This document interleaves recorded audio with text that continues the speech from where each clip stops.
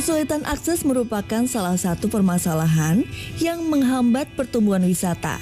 Seperti yang terjadi di daerah Seko di Luwu Utara yang terletak di dataran tinggi di segitiga perbatasan antara Provinsi Sulawesi Barat, Sulawesi Selatan, dan Sulawesi Tengah. Keadaan alam Seko dengan hamparan savana dan sungai yang mengalir serta keasrian alamnya membuat Seko menjadi salah satu daerah yang sangat menarik untuk dikunjungi. Untuk mencapai Seko dari kota Makassar, harus menggunakan transportasi pesawat perintis ke Masamba, kemudian dilanjutkan oleh perjalanan darat. Jalan darat yang dilalui memakan waktu tempuh belasan hingga puluhan jam, dan itu pun hanya bisa dicapai dengan menggunakan kendaraan motor.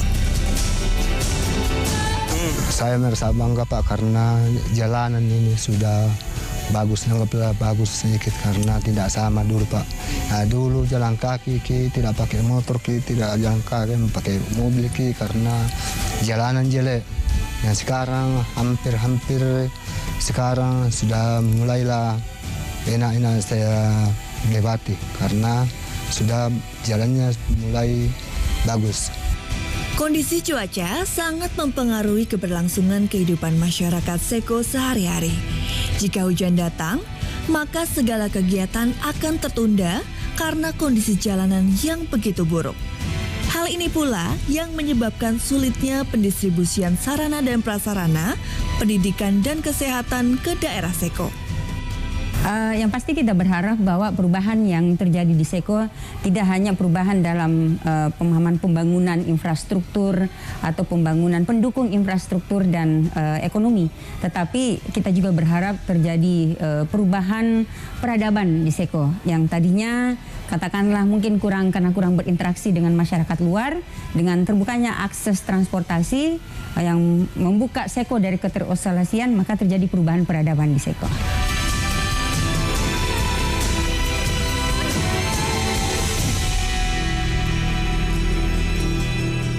Dari perbincangan kita hari ini dapat disimpulkan bahwa kunci dari pemerataan dan peningkatan pertumbuhan ekonomi baru adalah pembangunan infrastruktur.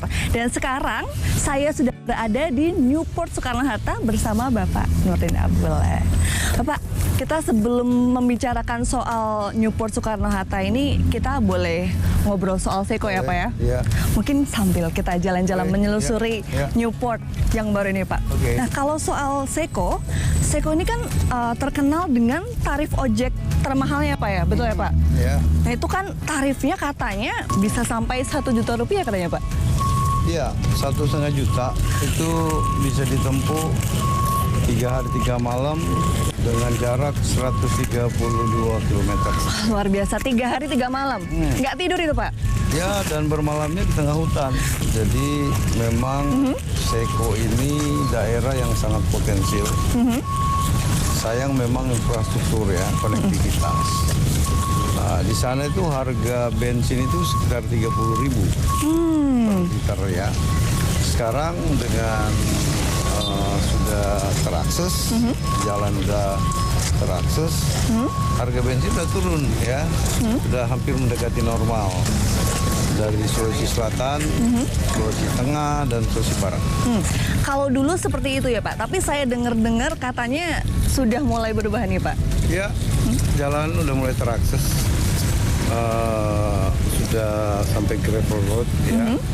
Dan insya Allah tahun depan kita kolaborasi lagi dengan pemerintah pusat, provinsi dan kabupaten untuk overlay.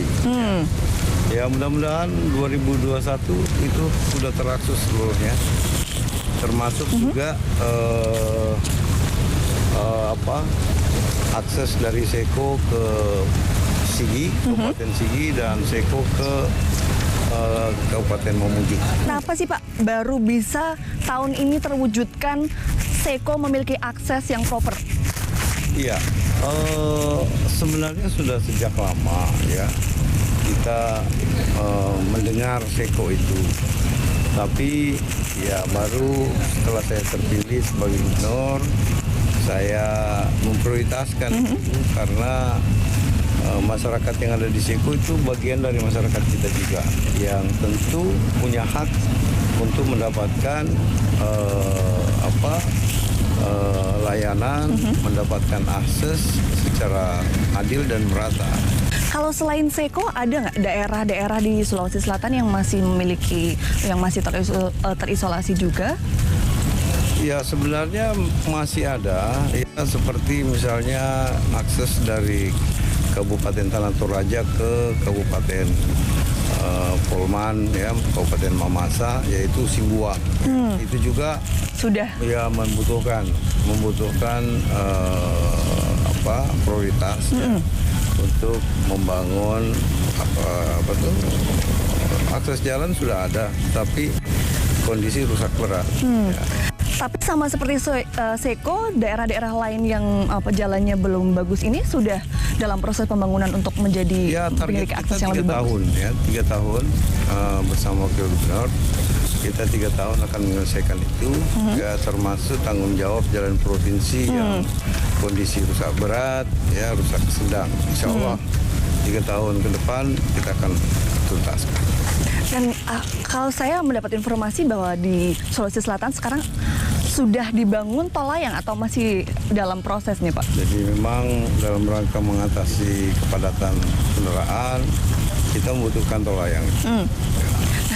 Sekarang kita mulai membahas Newport ini, Pak. Oke. Ini sejarahnya akhirnya bisa membangun Newport yang katanya bisa direct call untuk ekspor tuh sejarahnya seperti apa? Boleh diceritakan? Ya, saya kira Timur ini sudah lama mendambakan ya, ingin menjadikan pelabuhan kita direct call ya, direct export.